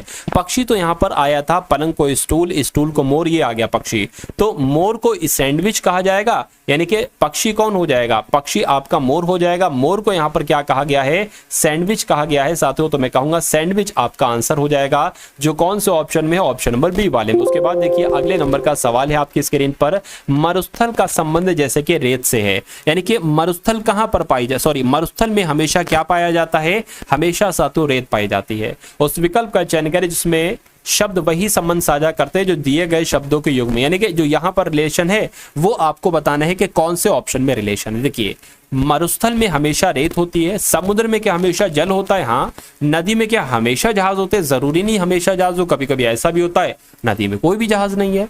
मिट्टी में जंगल होता है, ऐसा भी नहीं है। श्वसन में वायु होती है तो श्वसन में वायु है, एक बार श्वसन को रोक लीजिए वायु नहीं आएगी तो ये भी नहीं होगा। लेकिन समुद्र में जल हमेशा होता है, यानी कि ये आपका जो होगा ये आपका बिल्कुल करेक्ट आंसर हो जाएगा और यही आपका सही जवाब हो जाएगा। उसके बाद देखिए यदि ओ को प्लस, यानी कि मैं यहां पर लिख लेता हूं, ओ की जगह पर प्लस लिखना है, पी जहां पर आता है साथियों माइनस लिखना है, और एम भाग को दर्शाते हैं, एम की जगह पर भाग लिखना है, और एन जहां पर होगा वहां पर गुणा लिखना है। अब आपको इसको सॉल्व करना है। देखिए ये 46 लिख दिया, ये 31 लिख दिया, ये √484 लिख दिया, ये 11 लिख दिया, ठीक है ना, ये 196 लिख दिया और ये 6 लिख दिया। अब देखिए यहाँ पर O है, O की जगह पर प्लस आ जाएगा, यहाँ पर P है, P की जगह पर माइनस आ जाएगा, यहाँ पर क्या है साथियों, यहाँ पर M है, M की जगह पर भाग आ जाएगा, यहाँ पर N है, सॉरी O है, O की जगह पर प्लस आ जाएगा, और N है, N की जगह पर क्या आ जाएगा, गुणा आ जाएगा। अब देखिए ये √ में 196, यानी कि मैं कह सकता हूँ यहाँ से मैं 14 बाहर निकाल सकता हूँ, क्योंकि 14 गुणा 14 ही होता है, क्या 14 गुणा 14 ही ये होता है। इतनी बात आपको समझ में आएगी। तो 14 गुणा कितना आ जाएगा, प्लस आपका, अच्छा अगर यहाँ पर साथियों बात करें, देखिए ये 22 का स्क्वायर होता है, तो ये जब ये 22 का स्क्वायर होता है, यहाँ पर लिखा हुआ है 22/11, तो 11 कम 11, 11 दूना 22, यानी कि इसकी जगह पर 2 आ जाएगा, बिल्कुल आ जाएगा। इन दोनों को जोड़कर लिख दीजिए 7, और साथियों कितना आ जाएगा, ये भी आपका 7 आ जाएगा, बिल्कुल सही। अब 77 में से 2 जाएगा, 75 बचेगा, 14 पंजे 70, 14 छंग 84, तो इस दोनों को जोड़ लीजिए साथियों, 9 आ जाएगा, ठीक है ना, और एक यहाँ पर 15 आ जाएगा। तो 159 कहां पर लिखा हुआ है, ऑप्शन नंबर बी में लिखा हुआ है, तो ये क्या होगा, यही तो आपका सही जवाब हो जाएगा। धातु जिस प्रकार संवहन से संबंधित है उसी प्रकार प्लास्टिक किससे संबंधित है। साथियों यहां पर आपसे ये पूछा जा रहा है, देखिए इस सवाल को और मुझे बताइए कि आपका सही जवाब होगा। देखिए संवहन एक प्रक्रिया होती है, किसमें, धातुओं में होती है संवहन एक प्रक्रिया, तो धातुओं का संबंध साथियों संवहन से, धातु का संबंध संवहन से हो जाएगा। उसी प्रकार यहां पर अगर बात करते हैं साथियों, प्लास्टिक में एक प्रक्रिया होती है जिसको कहते हैं पृथक्करण, तो आपका राइट आंसर जो जाएगा वो ऑप्शन नंबर डी के साथ जाएगा। उसके बाद देखिए यहां पर आपको सबसे भिन्न बताना है, कौन सा यहां पर सबसे भिन्न आपको बताना है, या सबसे यहां पर विषम कह सकते हैं, विषम आपको बताने। देखिए घाटी, पठार, हिमनद या पहाड़ी, तो मैं कहूंगा पहाड़ी, पठार, घाटी ये सब एक ग्रुप में आएंगे, लेकिन हिमनद क्या होता है, ये तो बर्फ से बना होता है, तो मैं कहूंगा ये सबसे अलग हो जाएगा, और इसलिए यही साथियों आपका राइट आंसर हो जाएगा। मैं कहूंगा हिमनद कहां पर लिखा हो, ये तो ऑप्शन नंबर ए में लिखा हुआ है, तो आपका राइट आंसर जो जाएगा वो ऑप्शन नंबर ए के साथ जाएगा। उसके बाद देखिए नेक्स्ट नंबर का सवाल है साथियों, यहां से आपके सामने अब मैथ के क्वेश्चन आप लोग देखेंगे। कौन से क्वेश्चन साथियों आपके सामने से गुजरेंगे, अब मैथ के क्वेश्चन आप लोग देखेंगे। कहा गया है कि एक बल्ब का विक्रय मूल्य उसके क्रय मूल्य का आधा है, यानी कि जो विक्रय मूल्य बताया गया है यहाँ पर, ठीक है ना, विक्रय मूल्य बताया गया है और जो क्रय मूल्य बताया गया है, क्रय मूल्य यहाँ पर बताया गया, कहने कि अगर विक्रय मूल्य जो है ना उसके क्रय मूल्य का आधा है, अगर मान लीजिए साथियों एक क्या है, अगर मान लीजिए साथियों 2 रुपए में खरीदा है तो उसको 1 रुपए में यहाँ पर बेचा जा रहा है, इसका मतलब यही है। विक्रय मूल्य होता है जिस वस्तु पर हमने, जिस कीमत पर हमने कोई वस्तु बेची है और जिस मूल्य पर जिससे हमने कोई वस्तु खरीदी, यानी कि अगर 2 रुपए में किसी चीज को खरीदा है और 1 रुपए में बेच रहे हैं, तो जाहिर सी बात है साथियों यहाँ पर हानि आपसे पूछी जा रही है, लेकिन यहाँ पर हानि को प्रतिशत में आपको बदलना है। कितनी हानि है, तो 1 रुपए की हानि है, प्रतिशत में बदलना है तो 100 से गुणा कर दीजिए। 1 रुपए की हानि है साथियों, यानी कि 2 पर हो रही है ये हानि, तो मैं कहूंगा 2 भाग में आ जाएगा, इसको कट करेंगे तो 50 आएगा, यानी कि 50% आपकी क्या होगी साथियों, हानि होगी, और 50% कौन से ऑप्शन में है, तो ऑप्शन नंबर डी वाले में है। उसके बाद देखिए नेक्स्ट नंबर का सवाल है आपकी स्क्रीन पर, देखिए और मुझे बताइए कि आपका राइट आंसर साथियों यहाँ पर क्या हो सकता है। साथियों जब तक आपका एग्जाम नहीं हो रहा, यानी कि जितने भी साथियों आपके एग्जाम में दिन बचे हैं, तो आप तब तक के लिए इन सभी क्लासेस को देखिए जो मैं आपको साथियों पढ़ाऊंगा। मेरा मानना है कि पेपर आपका बहुत आराम से क्या हो जाएगा, बहुत आराम से क्रैक हो जाएगा। देखिए कहने कि एक ट्रेन में यात्रियों की औसत संख्या पिछले वर्ष 1,35,408 से बढ़कर 1,41,050 हो गई, तो आपसे पूछा जा रहा है कि यात्रियों की संख्या में कितनी वृद्धि हुई। तो यात्रियों की संख्या में कितनी वृद्धि हुई साथियों, बहुत आराम से आप लोग निकाल देंगे। क्या आ जाएगा यहाँ पर 13, 54 और 0 80 आ जाएगा। इसको घटा दीजिए, यात्रियों की संख्या में कितने की बढ़ोतरी हुई साथियों आपको मालूम पड़ जाएगा।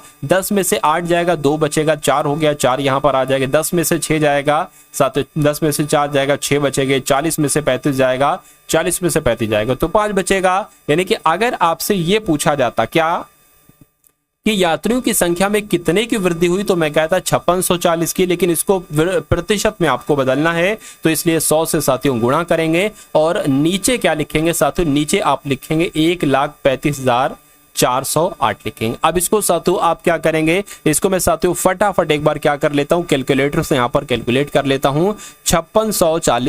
5640 और 00 और भाग इसकी करा लेता हूं साथियों 135 और 408 से। तो 408 से जब कराएंगे तो 4.1 यहां पर आ रहा है, 4.1 कह लो या साथियों 4.16 कह लो, तो ये आपका राइट आंसर हो जाएगा। यानी कि 4.16% की वृद्धि हुई है साथियों, इसलिए जिनका भी आंसर यहां पर बी है मैं कहूंगा बिल्कुल करेक्ट है। उसके बाद देखिए नेक्स्ट नंबर का सवाल है आपकी स्क्रीन पर। इस सवाल को देखिए और मुझे बताइए कि आपका सही जवाब किस ऑप्शन के साथ जाएगा। यानी कि 64 पाई लीटर क्षमता के एक बेलनाकार टैंक की ऊंचाई और त्रिज्या समान है। यानी कि जितनी ऊंचाई है ना, क्या जितनी ऊंचाई है साथियों उतनी ही यहां पर कहा जा रही है कि त्रिज्या है उतनी। यानी कि बेलन की त्रिज्या क्या होगी, तो मैं क्या मेरे हिसाब से साथियों आर का मान आपसे पूछा जा रहा है और 1 लीटर यहां पर 1000 सेंटीमीटर के बराबर है, ठीक है ना।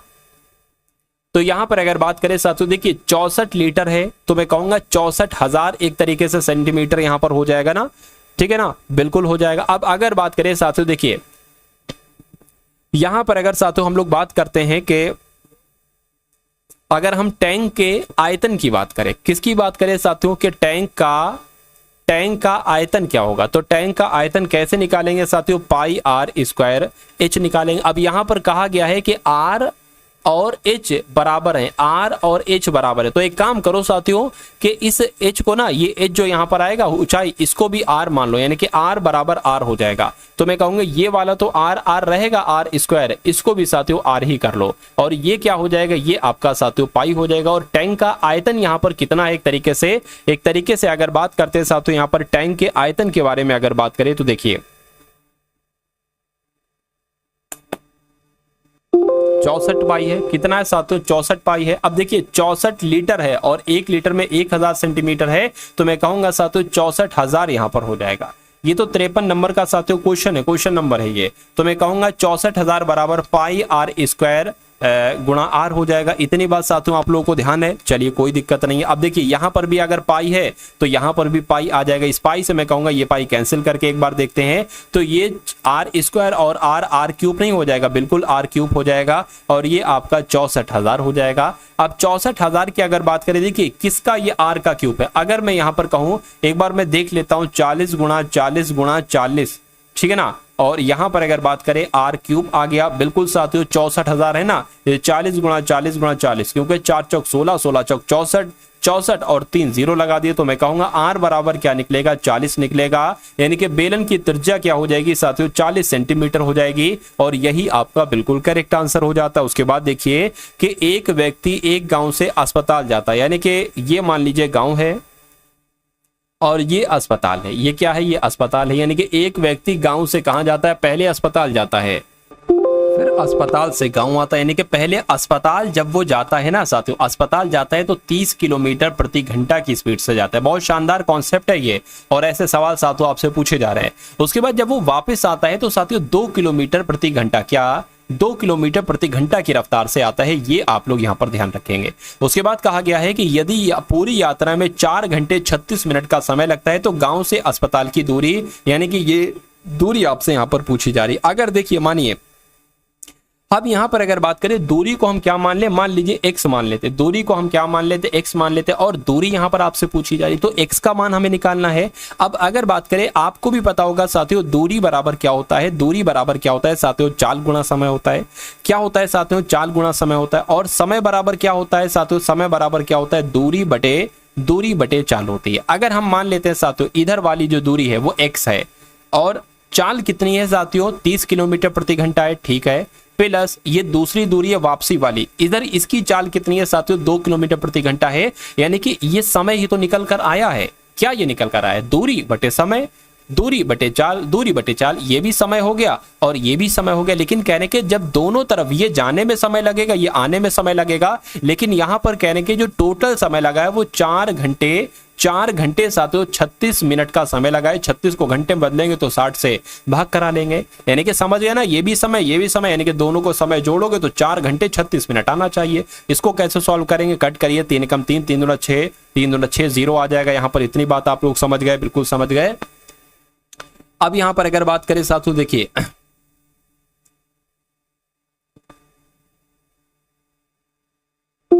2 लिखना चाहिए मुझे, यहाँ पर क्या लिखना चाहिए साथियों, 2 यहाँ पर लिखना चाहिए। क्या लिखना चाहिए साथियों, यहाँ पर अगर बात करें 2 लिखना चाहिए। देखिए तो ये आपका मैं 2 लिख देता हूँ, क्योंकि 3 दूना 6, 0 आ गया, 3 एकम 3, 3 दूना 6 आ गया। इसको अगर कट करेंगे 8 आ जाएगा, ये साथियों 10 आ जाएगा। और कट करे तो 4 से यहाँ पर कितना आ जाएगा, 4, 5 आ जाएगा, तो ये 4 आ गया, ये 5 आ गया। तो इसको और कैलकुलेट कर लेते, 5 चौक आपका 20 हो जाएगा, 20 4 कितना हो जाएगा साथियों आपका, देखिए फिर से इसको कर लेते, इसमें थोड़ी सी मुझे लग रहा है गड़बड़ी सी यहाँ पर हो गई है, कोई दिक्कत नहीं है। देखिए समय को हम घंटे में बदल रहे हैं, तो समय कितना है, 4 घंटे 36 मिनट है ना, तो 36 को हम जब घंटे में बदलेंगे तो 60 से हमें इसकी भाग कराना होगी।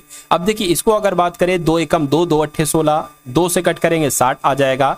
इसको और कट करें साथियों तो यहाँ पर 9 आ जाएगा, ठीक है ना, यहाँ पर कितना आ जाएगा, 15 आ जाएगा। इसको और अगर कट करें तो साथियों 3 3 9, 3 पंजे 15 आ गया। और ये घंटे कितने थे, 4 थे, 4 पंजे 20, 20 और 3 23, 23 बटे 5 यहाँ पर आ गया, यानी कि 23 बटे 5 घंटे का समय निकला है। 23 बटे 5 घंटे का क्या निकला है साथियों, समय निकला है। जब ये वाला समय जोड़ा जाता है तो कितना आता है साथियों, 23 बटे 5 घंटे का समय आता है। अब इसको कैलकुलेट कर लीजिए, 2 की 1 से कराएंगे तो 2x हो जाएगा, 30 की 1 से कराएंगे 30x हो जाएगा, यहाँ पर 60 आ जाएगा, बराबर आपका 23 बटे 5 आ जाएगा। इसकी बात करें साथियों, ये 60 उठकर इधर आ जाएगा, यहाँ से ये 60 गायब हो जाएगा।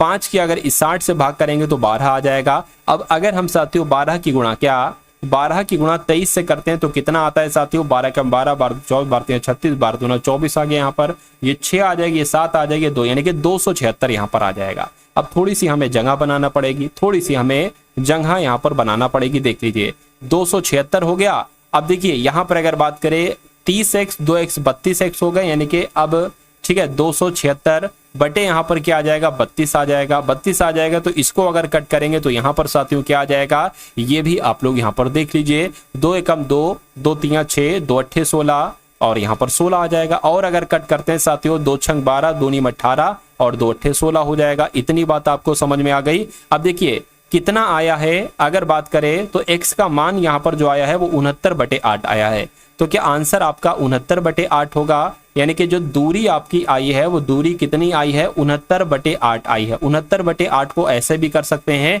कि 8 यहाँ पर आ गया, 8 8 64 आ गया और कितना बचा, 5 बचा, तो 5 यहाँ पर आ गया। यानी कि मैं कह सकता हूँ कि दूरी हमारी कितनी है, 8 सही 5 बटे 8 ये हमारी साथियों दूरी है। और ये 8 सही 5 बटे 8 कौन से ऑप्शन में लिखा हुआ है, ऑप्शन नंबर बी में लिखा हुआ है। तो ये क्या होगा, ये आपका बिल्कुल करेक्ट आंसर हो जाता है भाई। बहुत बढ़िया, वेरी गुड क्लास। चलिए साथियों उसके बाद देखते हैं नेक्स्ट नंबर का सवाल है, आपकी स्क्रीन पर देखिए और बताइए कि सही जवाब क्या हो सकता है। कह रहे कि ए एक कार्य को 9 दिन में करता है, ठीक है, ए एक काम को 9 दिन में करता है।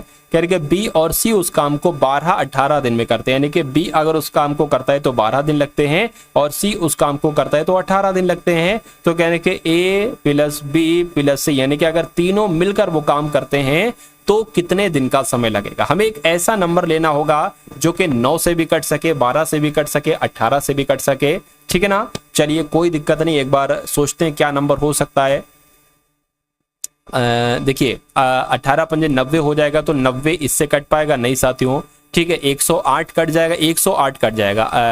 18 पंजे 90, 18 छंगे 108, 9 एकम 9, 9 दूना 8, 9 एकम 9 और एक यहाँ पर आ जाएगा, 9 दूना 18 बिल्कुल आ गया। और इसकी अगर बात करें 12 पंजे 60, 12 छंग 72, 84, 12 पंजे 60, 12 छंग 72, 12 सत्ते 84, 12 अट्ठे 96, 12 नीमा 108 और ये किससे कटेगा, ये तो साथियों 6 आ जाएगा। यानी कि मैं कह सकता हूं कि टोटल काम कितना है, टोटल काम 108 है। टोटल काम कितना है, टोटल काम आपका 108 है। और ए एक दिन में 12 काम करता है, बी एक दिन में 9 काम करता है, सी एक दिन में 6 काम करता है। इसका मतलब ये हुआ, अरे भाई टोटल काम है 108 और ये एक दिन में काम करता है, ये एक दिन में, ये एक दिन में। तो अगर इन तीनों को से काम करवाया जाए तो एक दिन में कितना काम कर पाएंगे? 9 6 15 15, ये आपका कितना हो जाएगा? 27 हो जाएगा। तो टोटल काम 108 है, एक दिन में तीनों के द्वारा काम हो रहा है 27, तो कितने दिन में काम निपट पाएगा? इसको कैलकुलेट कर लीजिए। ये हो जाएगा 9 3 27, ये हो जाएगा 9 कम 9 2 18, ये 3 एकम 3 3 चौका आपका कितना हो जाएगा साथियों? 12, यानी कि 4 दिन में वो काम निपट जाएगा अगर तीनों लोग मिलकर काम करते हैं। तो आपका आंसर जो जाएगा वो ऑप्शन नंबर सी के साथ जाएगा। एक घन का पार्श्व पृष्ठीय क्षेत्रफल 784 सेंटीमीटर, इसका आयतन आपसे पूछा जा रहा है। क्या आपसे पूछा जा रहा है साथियों? इसका आयतन आपसे पूछा जा रहा है। तो बहुत अच्छे तरीके से इसको देखिएगा और मुझे बताइएगा कि सही जवाब आपका क्या हो सकता है। देखिए, एक घन का पार्श्व पृष्ठीय क्षेत्रफल कितना है? 784 है। इसका आपसे आयतन पूछा जा रहा है। तो अगर मैं सबसे पहले आपसे ये पूछूं कि घन का आयतन आपसे पूछा जा रहा है ना, तो घन का आयतन क्या होता है? क्या घन का आयतन अगर मैं आपसे पूछूं कि घन का आयतन आखिर होता क्या है, तो साथियों 4 a स्क्वायर थोड़ी ना, a क्यूब होता है। क्या होता है साथियों? a क्यूब होता है। इतनी बात आपको समझना है, a क्यूब, यानी कि आपको साथियों a क्यूब का मान निकालना है। लेकिन उससे पहले हमें a का मान निकालना होगा, तभी तो a क्यूब का मान निकालेंगे। अब अगर बात करें एक घन का पार्श्व पृष्ठीय क्षेत्रफल कितना दे रखा है, एक घन का, क्या साथियों यहां पर अगर बात करें एक घन का पार्श्व पृष्ठीय क्षेत्रफल जो यहां पर दे रखा है वो कितना दे रखा है साथियों? वो 784 दे रखा है। अच्छा, अगर हम बात करते हैं साथियों यहां पर कि घन का पार्श्व पृष्ठीय क्षेत्रफल का सूत्र क्या होता है, तो होता है साथियों 4a स्क्वायर, यानी कि 4a स्क्वायर बराबर 784 है। बिल्कुल है। अब एक काम आप कर सकते हो कि 4a स्क्वायर में से 84 है, इसको कैलकुलेट करके a का मान निकाल लो और a का जो मान आए उसका क्यूब कर दो, वही तो साथियों घन का आयतन होगा और घन का आयतन ही तो आपसे पूछा जा रहा है। तो यहां पर अगर बात करें साथियों a स्क्वायर बराबर 784/4 आ जाएगा। 4 एकम 4 हो जाएगा, यहाँ 3 चला जाएगा, 4 निम आपका 36 हो जाएगा, 4 5 20, 4 छंग आपका 24 हो जाएगा, यानी कि a स्क्वायर बराबर 196 है। यानी कि किसी नंबर का स्क्वायर है। किसका स्क्वायर है? 14 का स्क्वायर है। तो a बराबर 14 आ चुका है। तो जब a बराबर 14 आ चुका है और a क्यूब का मान आपसे पूछा जा रहा है, तो a का स्क्वायर 196, इसकी 14 से और गुणा करो तभी तो क्यूब निकल पाएगा साथियों। 6 चौक आपका 24 हो गया, 4 निम 36 हो गया, 38 हो गया, 3 आ गया, 4 एकम 4 और आपका एक 7 आ गया, यहाँ पर 1 9 6 आ गया, 4 आ गया और ये आपका कितना हो जाएगा साथियों? 14 हो जाएगा। और इसकी अगर बात करें साथियों 17 और ये आपका यानी कि 2744 आपका आंसर आ गया है। और 2744 ये क्या होगा? यही तो साथियों क्या होगा? एक घन का आयतन होगा और ये क्या होगा? यही आपका बिल्कुल करेक्ट आंसर हो जाएगा। उसके बाद देखिए नेक्स्ट नंबर का सवाल है आपकी स्क्रीन पर, देखिए बताइए सही जवाब क्या होगा। 58वें नंबर का सवाल है 260 का 15% माइनस 125 का 32% कितना होगा? 260 का गुणा 15% यानी कि 15/100 माइनस 125 का यानी कि गुणा 32% यानी कि 32/100। ठीक है ना। अब इस जीरो से ये जीरो कैंसिल हो गया, 5 तिया 15 हो जाएगा, 5 दूना 10 हो जाएगा। इसको अगर कट करें यहाँ पर 13 आ जाएगा, 13 तिया कितना हो जाएगा? 39 हो जाएगा। माइनस इसको अगर कट करें 25 पंजे और 25 चौक यानी कि 4 एकम 4, 4 अट्ठे कितना हो जाएगा? 32 हो जाएगा, 8 पंजे 40 हो जाएगा, यानी कि ये आ गया। यानी कि मैं कह सकता हूं यहाँ तो माइनस का 1 बचेगा। क्या माइनस का 1 ऑप्शन में है? नहीं है। तो आपका राइट आंसर जाएगा ऑप्शन नंबर डी के साथ, यानी कि इनमें से कोई नहीं। ठीक है ना। अब उसके बाद देखिए नेक्स्ट नंबर का सवाल है कि अल्फा और बीटा की आयु का अनुपात 2:5 है, यानी कि अगर अल्फा की उम्र 2 वर्ष है तो बीटा की उम्र 5 वर्ष होगी। इसको ऐसे भी कह सकते हैं, अल्फा की उम्र अगर 20 वर्ष है तो बीटा की उम्र 50 वर्ष होगी। कह रहे कि उनकी आयु का योग 252 है।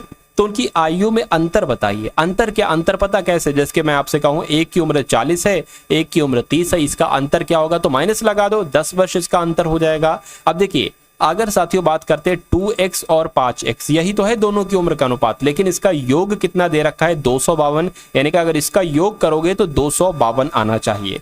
तो 2x 5x कितना हो जाएगा? 7x हो जाएगा, बराबर 252 हो जाएगा। x बराबर कितना हो जाएगा साथियों? 252/7 हो जाएगा। 7 तिया 21 हो जाएगा, 4 जाएगा, 7 पंजे 35, 7 छंग 42 आ जाएगा, यानी कि x बराबर क्या आ गया साथियों? 36 आ गया। तो उनकी आयु का अंतर अब आपको निकालना है 36 दुना। देखिए अब आपको 2x का और 5x का मान निकालना है। x बराबर 36 है तो ये 36 दुना कितना हो जाएगा? 72 हो जाएगा। और 36 पंजे मुझे नहीं पता है तो 36 की 5 से गुणा करा लो, 6 पंजे 30 हो गया और यहाँ पर 18 यानी कि 180 यहाँ पर आ जाएगा। ठीक है ना। तो उनकी आयु का अंतर यानी कि इनको अब आपस में आप क्या करिए, इनको आपस में साथियों आप घटा लीजिए। चलिए तो इनको अगर घटाएं साथियों 180 में से अगर 72 घटाएं तो 8 आ गया और ये साथियों 10 आ गया, यानी कि 108 जो होगा ये उनकी आयु में अंतर होगा। क्या होगा, ये उनकी आयु में अंतर होगा और यही आपका बिल्कुल सही जवाब हो जाएगा। चलिए उसके बाद देखिए आज की इस वीडियो का अंतिम सवाल है आपकी स्क्रीन पर, देखिए इस सवाल को और बताइए मुझे जवाब कि आपका आंसर क्या हो सकता है। कह रहे कि 2 नल एक खाली टंकी को 8 घंटा और 20 घंटे में भर सकते हैं। मान लीजिए साथियों एक टंकी को ए मान लेते, 2 नल है ना, एक को ए नल एक को बी नल। ए नल जो है ना ये खाली टंकी को 8 मिनट में भर सकता है, बी उसी को साथियों कितने 20 मिनट में भर सकता है। कहने के हालांकि एक छिद्र के कारण यानी कि उस टैंक में जो है ना एक छिद्र हो गया है, इस छिद्र हालांकि छिद्र के कारण वे भरने में 30 मिनट अधिक लेती है। क्या 30 मिनट अधिक लेती है। तो अगर मैं कहूं साथियों 30 मिनट का पता मतलब कैसे निकालेंगे कि अगर उसको ए भर रहा है, बी भी भर रहा है, लेकिन एक सी है जो कि ये खाली कर रहा है, तो वो कितने समय में भरेगी, तो वो 30 मिनट में भरेगी। इतनी बात आपको समझ में आ गई। अब एक काम करिए, एक ऐसा नंबर ले लीजिए जो कि 8 से कट सके, 20 से कट सके, 30 से कट सके। तो क्या वो नंबर हो पाएगा, क्या साथियों 90 हो पाएगा? नहीं, 90 नहीं हो पाएगा। क्या 120 हो जाएगा? 120 लग रहा है मुझे। अगर इसकी बात करें तो 8 एकम 8, 8 पंजे 40, ये कट गया, 20 छंग 120 और 30 की बात करें 30 चौक आ गया। यानी कि कहने का मतलब यह है कि इस टैंक में ए 1 मिनट में 15 लीटर पानी भर सकता है, बी 1 मिनट में 6 लीटर पानी भर सकता है। लेकिन अगर दोनों पाइपों को खोल दिया जाए कि ए भी भर रहा है, बी भी भर रहा है और साथ में सी पाइप खाली कर रहा है, तो ये साथियों 4 मिनट में 4 लीटर पानी भर पाएगा। इसका मतलब ये है। अब देखिए ए 15 एक मिनट में 15 भरता है, तो साथियों ए 15 भरता है। बी की अगर बात करें साथियों 6 भरता है, तो ये 6 हो गया। अब यहां पर क्या आएगा, तो मैं कह सकता हूं कि टोटल की अगर बात करते साथियों क्या आना चाहिए,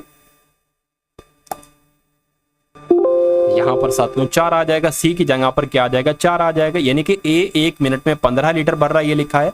बी 1 मिनट में 6 लीटर भर रहा है और 1 मिनट में सी 4 खाली कर रहा है। तो कितना होगा, 15 6 साथियों 21 हो जाएगा, 4 जाएगा तो कितना आपका बचेगा 17। यानी कि 1 मिनट में पानी खाली कितना हो रहा है, 17 खाली हो रहा है। ये सी वाला 17 खाली कर रहा है। तो कहने के तो अगर एक भरी हुई टंकी को खाली करने में छिद्र कितना समय लेगा, टोटल कितना भरा हुआ, 120 लीटर भरा हुआ है। 120 लीटर पर आए साथियों 17 के हिसाब से खाली होता है, तो ये क्या आ गया, ये समय आ गया एक तरीके से। तो 120/7 कहां पर लिखा हुआ है, सॉरी 120/17 कहां पर लिखा हुआ है, ऑप्शन नंबर सी में लिखा हुआ है। तो ये क्या होगा, यही तो आपका बिल्कुल करेक्ट आंसर हो जाता है भाई। बहुत बढ़िया, वेरी गुड क्लास। तो कैसी लगी साथियों आपको एक क्लास, एक बार कमेंट सेक्शन में आप लोग जरूर बता दीजिएगा।